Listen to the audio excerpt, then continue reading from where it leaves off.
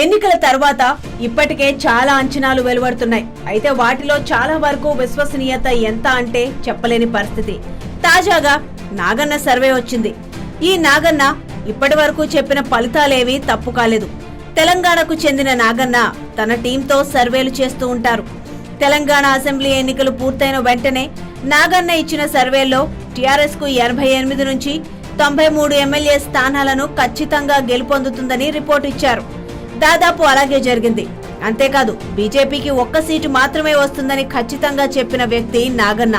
మరి నాగన్న ఇచ్చిన రిపోర్ట్ ప్రకారం ఏపీలో వైసీపీ ప్రభుత్వం ఏర్పడడం ఖాయంగా కనిపిస్తోంది. ఈయన లెక్కల ప్రకారం వైఎస్ఆర్ కాంగ్రెస్ కు 99 నుంచి 110 స్థానాలు కైవసం చేసుకోబోతోందని చెప్పారు. తెలుగుదేశం పార్టీ 49 నుంచి 59 స్థానాలు గెలుస్తుంది. మరో 27 స్థానాల్లో వైసీపీ టీడీపీ మధ్య హోరాహోరీ పోరాటం ఉంటుంది. ఇందులోనూ వైసీపీ 12 స్థానాల్లో కాస్త పైచేయి ఉండగా టీడీపీ 15 స్థానాల్లో పైచేయి సాధిస్తోంది. ఇక జనసేన భీమవరం గాజువాకలో టఫ్ పోటీ ఇచ్చినప్పటికీ సీట్లను గెలుపొందే అవకాశం లేదట.